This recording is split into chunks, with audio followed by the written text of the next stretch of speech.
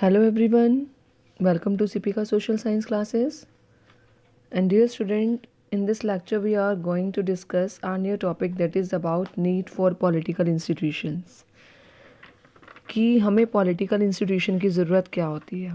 इससे पहले वाली वीडियो में हमने एक स्टोरी पढ़ी थी जिसमें ऑफिस मेमोरेंडम था और गवर्नमेंट ने ऑर्डर निकाला था रिजर्वेशन ऑफ सीट्स के लिए for socially and educationally backward classes लोगों के लिए। और उसमें आपने देखा था कैसे वो एक लॉ पास आउट होता है, कैसे उसकी इम्प्लीमेंटेशन होती है, फिर डिबेट्स होते हैं, डिबेट्स के बाद फाइनल डिसीजन लिया जाता है। ये हमने सब कुछ उस प्रीवियस वाली वीडियोस में डिस्कस किया था और उसके कुछ क्वेश्चन ही बनते थे, जैसे what was Mandal commission, why was it appointed, what was their recommendation. तो ये सारे क्वेश्चन उससे बेस्ड बनते हैं। ये क्वेश्चन 3 नंबर का भी आ जाता है और एक 1 मार्क का भी आ जाता है। स्टूडेंट, अब इस लेक्चर में हमने डिस्कस करना है नीड फॉर पॉलिटिकल इंस्टीट्यूशंस, कि हमें पॉलिटिकल इंस्टीट्यूशन की ज़रूरत क्यों होती है। पॉलिटिकल इंस्टीट्यूशंस क्या होते हैं, मीन्स आपने देखा होगा किसी भी पॉलिटिकल इंस्टीट्यूशन मीन्स इंस्टीट्यूशन के साथ हमने एक वर्ड और ऐड किया, दैट इज़ पॉलिटिकल। मीन्स बहुत सारे इंस्टीट्यूशन हैं जो कंट्री में वर्क करते हैं, बट यहाँ पर हमने प्रिसाइज करने के लिए एक पर्टिकुलर मतलब कुछ इंस्टीट्यूशन के बारे में रीड आउट करने के लिए हमने इसके साथ क्या जोड़ा है, पॉलिटिकल इंस्टीट्यूशन।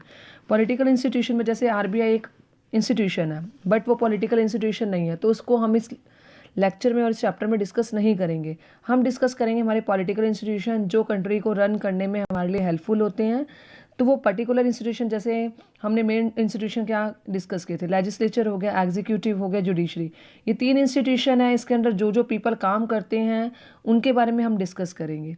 तो governing a country involves various activities. अगर हमने एक कंट्री को चलाना है तो उसके अंदर एक कंट्री को चलाना is not an easy task, आसान नहीं है। हम डिफरेंट पॉलिटिकल इंस्टीट्यूशन को इसके साथ इन्वॉल्व करते हैं। जैसे हमें कंट्री की सिक्योरिटी या डिफेंस का ध्यान रखना है, एजुकेशन का ध्यान रखना है, उसकी हेल्थ का ध्यान रखना है। तो ये सारी और भी बड़े सारे फंडाज हैं, अलग अलग डिपार्टमेंट्स हैं, उनका सब कुछ ध्यान रखना है। तो ये एक पर्सन के हाथ में नहीं है कि वो पूरी कंट्री को ढंग से चला सके। तो इसके लिए हमने डिफरेंट इंस्टीट्यूशंस बनाए हैं। जैसे आपने देखा प्रेसिडेंट है, प्रेसिडेंट का अपना एक इंस्टीट्यूशन है, उसका ऑफिस है, वो जो डिसीजन लेता है अपने इंस्टीट्यूशन के अकॉर्डिंग वो। पार्लियामेंट है, पार्लियामेंट भी एक इंस्टीट्यूशन है। तो डिफरेंट इंस्टीट्यूशन हमने इस्टेब्लिश किए हैं ताकि वो हमारी कंट्री के लिए वर्क कर सके और हमारी कंट्री के लिए डिसीजन ले सके। तो these activities are performed by various institution. चाहे हम सिक्योरिटी की बात करें, एजुकेशन, हेल्थ, किसी डिपार्टमेंट का कोई भी पर्सन है और वो डिफरेंट एक्टिविटीज़ में इन्वॉल्व है कंट्री को चलाने के लिए, तो वो हमारे लिए क्या हो जाते हैं, institutions. So to attend these task several arrangements are made in all the modern democracies. और जो अरेंजमेंट होते हैं उन अरेंजमेंट्स को हम क्या बोलते हैं, institutions. Democracy works well when these institution perform function assign to them. अब डिफरेंट पॉलिटिकल इंस्टीट्यूशन है, हर इंस्टीट्यूशन का अपना वर्क होता है, हर इंस्टीट्यूशन एक अपना वर्क करने में कैपेबल होता है। अगर वो इंस्टीट्यूशन ढंग से काम करेगा नहीं तो डेमोक्रेसी वर्क नहीं करेगी। तो जो इंस्टीट्यूशन बने हैं उनको जो ड्यूटी असाइन की गई है उनको वो ड्यूटी जो है इफेक्टिवली परफॉर्म करनी है, तभी हमारी जो डेमोक्रेसी है वो प्रॉपरली वर्क कर पाएगी। Democratic government trust on different institution to run the country. इसलिए हम बोलते हैं कि अगर डेमोक्रेटिक गवर्नमेंट जो है वो किसके ऊपर डिपेंडेंट है, वो हमारे इंस्टीट्यूशन के ऊपर डिपेंडेंट है।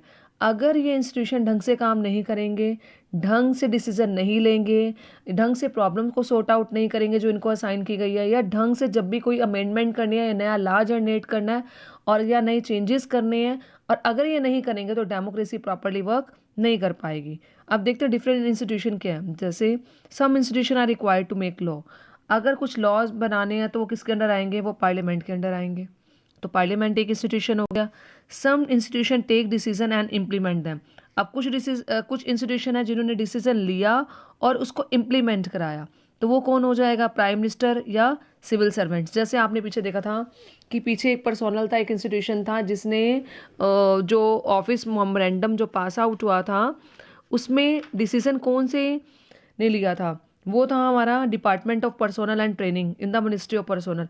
तो वो भी सिविल सर्वेंट्स हैं जिन्होंने उस टाइम पर डिसीजन लिया था कि 27% ही सीट्स जो है वो रिजर्व होनी चाहिए for socially and educationally backward classes के लिए।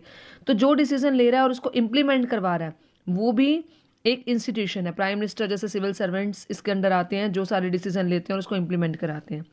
अब some institution work to resolve dispute. अब जैसे पीछे वाली कहानी से रिलेट करके चलेंगे, वहाँ पर क्या हुआ था, कुछ लोग उस जो 27% सीट रिजर्वेशन करनी थी, कुछ लोग उनके अगेंस्ट में थे और कुछ लोग उनके फेवर में थे। अब जो अगेंस्ट में थे उन्होंने कोर्ट में जाके केस फाइल किए, 11 जजेस बैठे, उन्होंने डिसीजन लिया। और मीन्स क्या है, इससे क्या कंक्लूजन निकलता है कि जब भी कोई प्रॉब्लम आती है, जब भी कोई कन्फ्लिक्ट्स आता है पार्टीज के बीच में, तो वहाँ पर सॉर्ट आउट करने की जिम्मेवारी किसकी होती है, सुप्रीम कोर्ट की या हाई कोर्ट की होती है। तो ये भी हमारा एक इंस्टीट्यूशन है जो यहाँ पर डिस्प्यूट्स को क्या करा रहा है, सॉल्व। तो हम लॉज बनाने वाली पार्टी को हम बोल सकते हैं लेजिस्लेचर, जो एग्जीक्यूट करा रही है, इम्प्लीमेंट करा रही है, दैट इज एग्जीक्यूटिव। और जो प्रॉब्लम्स को या किसी कन्फ्लिक्ट को रिजॉल्व करा रही है तो उसको हम क्या बोलते हैं, सुप्रीम कोर्ट।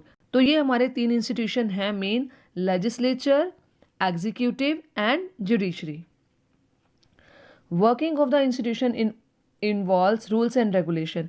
अब कोई भी काम करना है कॉन्स्टिट्यूशन के फ्रेमवर्क के अंडर काम करना है।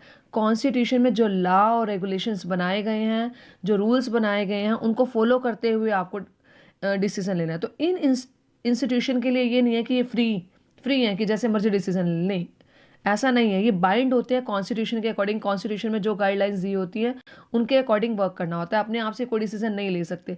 और अगर कोई पार्टी जैसे सुप्रीम कोर्ट है वो देखेगी लॉज के अकॉर्डिंग डिसीजन लिया जा रहा है, किसी के फेवर में ना जाए, वो फेवर में ना जाके वो डिसीजन लिया जाना चाहिए जो बिल्कुल राइट हो। ठीक है।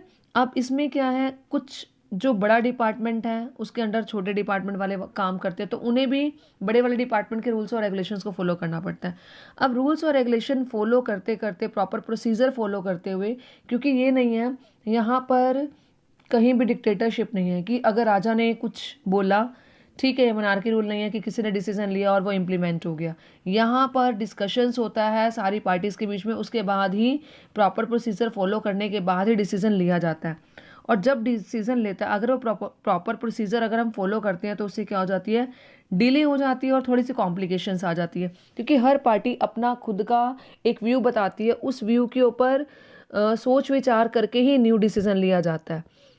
ठीक है। तो अब अगर न्यू आप डिसीजन ले रहे हो और सारे लोगों को आप इन्वॉल्व कर रहे हो, तो इसमें क्या होगा, इसमें डिले हो जाएगी और थोड़े से कॉम्प्लिकेशन आएंगे जिसको आपको सॉल्व करके डिसीजन लेना पड़ेगा। अब हम यहाँ ये बोल सकते हैं कि अगर डिसीजन डिले हो रहा है या कॉम्प्लिकेशंस आ रहे हैं तो हमें इंस्टीट्यूशन की ज़रूरत नहीं है।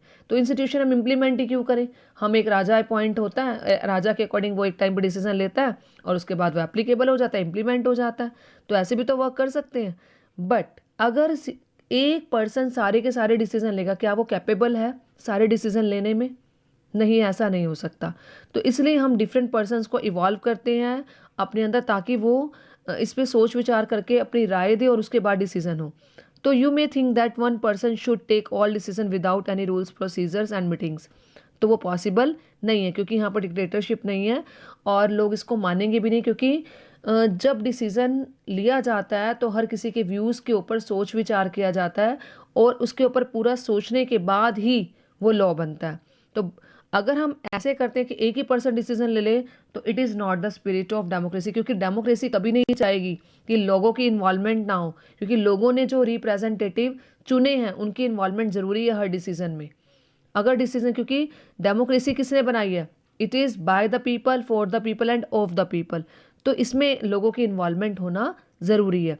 तो डेमोक्रेसी अगर हम चाहते हैं उसकी स्पिरिट जो है मेंटेन रहे, तो इसमें एक पर्सन डिसीजन नहीं लेगा, इसमें डिले चाहे हो, कॉम्प्लिकेशन चाहे हो, क्योंकि वो यूज़फुल नहीं है। अगर डिले थोड़ा सा हो रहा है और प्रॉपर डिसीजन के ऊपर हर तरह से सोच विचार के डिसीजन लिया जा रहा है, तो वो पूरी कंट्री के लिए क्या होगा, यूज़फुल होगा। तो institution provides an opportunity for a wider set of people to be consulted in any decision.